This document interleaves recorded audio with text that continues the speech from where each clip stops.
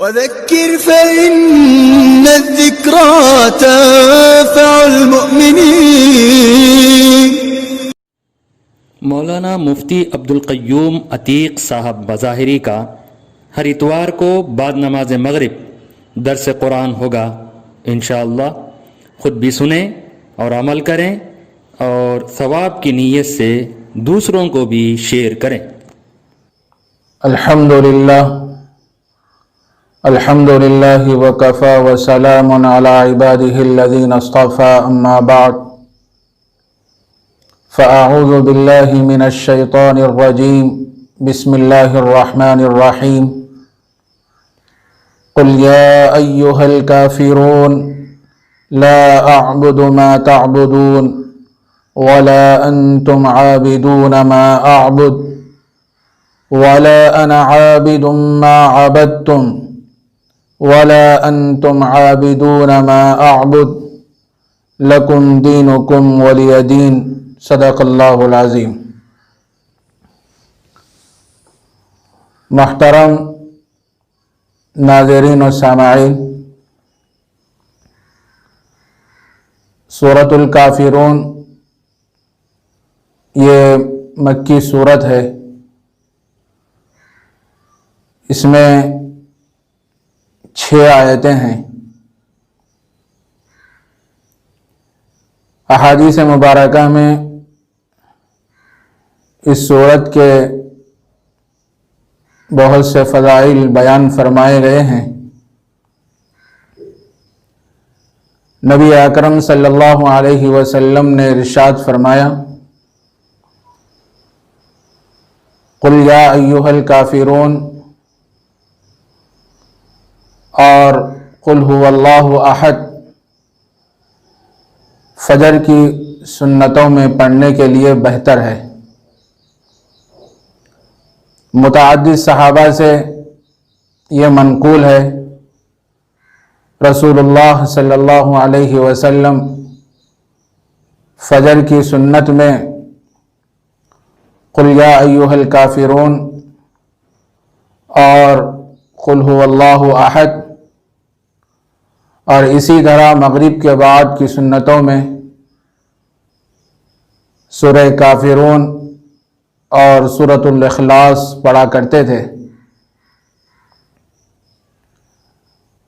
بعض صحابہ نے نبی اکرم صلی اللہ علیہ وسلم سے دریافت کیا، اے اللہ کے رسول صلی اللہ علیہ وسلم، رات میں سوتے وقت کوئی عمل بتلا دیجئے۔ تو اللہ کے نبی علیہ السلام نے فرمایا، رات میں سونے سے پہلے سورۃ الکافرون پڑھ لیا کرو۔ یہ سورت شرک سے برات ہے۔ جب آدمی اس سورت کو پڑھتا ہے تو شرک سے بیزاری کا اظہار کرتا ہے۔ حضرت علی رضی اللہ تعالیٰ عنہ سے روایت ہے، ایک مرتبہ نبی اکرم صلی اللہ علیہ وسلم کو بچھو نے کاٹ لیا۔ اللہ کے نبی علیہ السلام نے پانی اور نمک منگوایا، اور جس جگہ پر بچھو نے کاٹا تھا نبی اکرم صلی اللہ علیہ وسلم اس جگہ پر پانی ڈالتے اور سورۃ الکافرون، قل اعوذ برب الفلق اور قل اعوذ برب الناس پڑھا کرتے تھے۔ بہت سارے فضائل اس سورت کے بیان فرمائے گئے ہیں۔ اس سورت کا شان نزول یہ ہے کہ ایک مرتبہ عاص بن وائل، ولید بن مغیرہ اور دوسرے مشرکین نبی اکرم صلی اللہ علیہ وسلم کے خدمت میں حاضر ہوئے اور انہوں نے کہا کہ 1 سال ہم آپ کے معبود کی عبادت کیا کریں گے اور 1 سال آپ ہمارے معبودوں کی عبادت کیا کرو۔ بعض روایتوں میں یہ بات بھی بیان فرمائی گئی ہے کہ چند مشرکین نبی اکرم صلی اللہ علیہ وسلم کی خدمت میں حاضر ہو گئے اور انہوں نے کہا کہ اگر آپ اس دین کے ذریعے سے مال چاہتے ہیں، مال کی فراوانی چاہتے ہیں، تو ہم آپ کو مکے کا مالدار بنا دیں گے، امیر ترین آپ کو بنا دیں گے۔ اگر آپ اس دین کی دعوت کے ذریعے سے کسی حسین و جمیل لڑکی سے شادی کرنا چاہتے ہیں تو ہم آپ کی شادی کرا دیں گے، لیکن آپ اس دین کی دعوت سے باز آ جائیں اور ہمارے معبودوں کو برا بھلا نہ کہیں۔ اس پر حضرت جبرائیل علیہ السلام سورۃ الکافرون لے کر حاضر ہوئے اور نبی اکرم صلی اللہ علیہ وسلم پر یہ سورت نازل کی گئی، جس میں کفار کے اعمال سے برات اور شرک سے بیزاری کا حکم دیا گیا ہے۔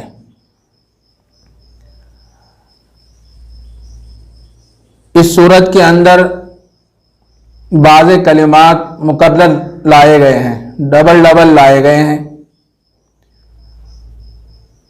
لا اعبد ما تعبدون ولا انتم عابدون ما اعبد ولا انا عابد ما عبدتم ولا انتم عابدون ما اعبد۔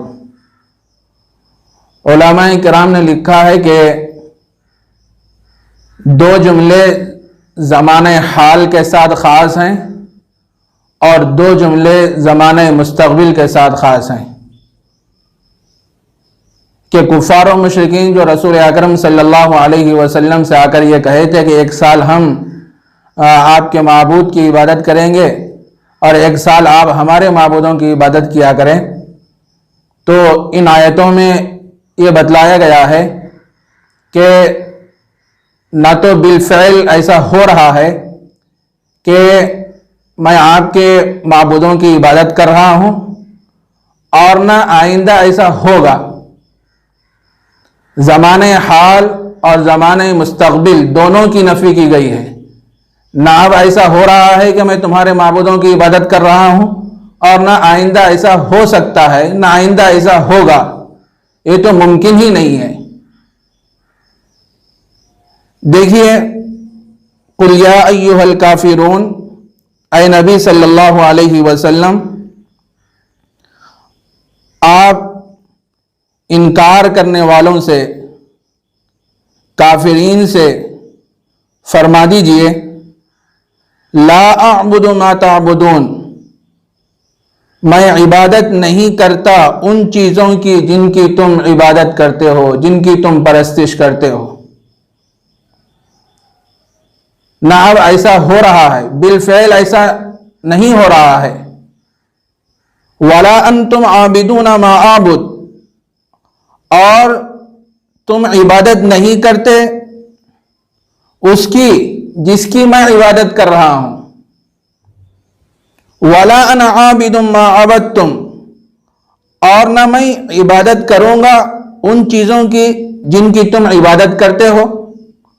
وَلَا أَنْتُمْ عَابِدُونَ مَا أَعْبُدُ، اور نہ تم عبادت کرو گے اس کی جس کی میں عبادت کر رہا ہوں۔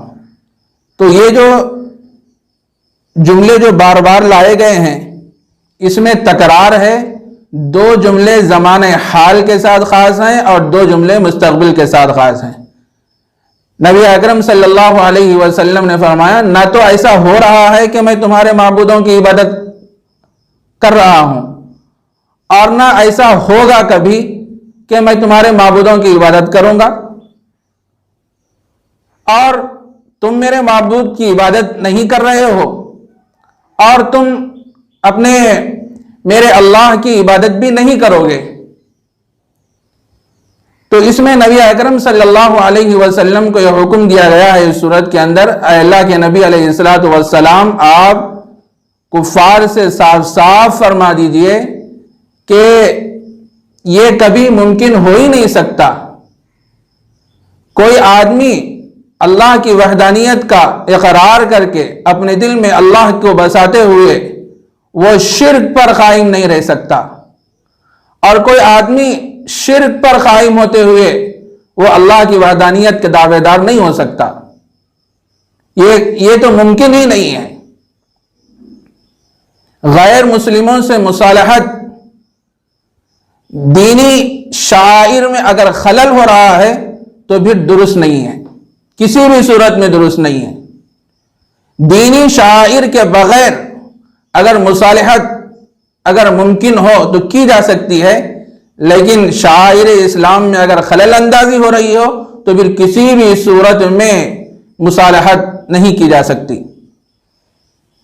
تو اللہ تعالیٰ نے نبی اکرم صلی اللہ علیہ وسلم سے فرمایا کہ اے نبی آپ فرما دیجئے لکم دینکم ولی دین، تمہارا بدلہ تم کو ملے گا اور میرا بدلہ مجھ کو ملے گا۔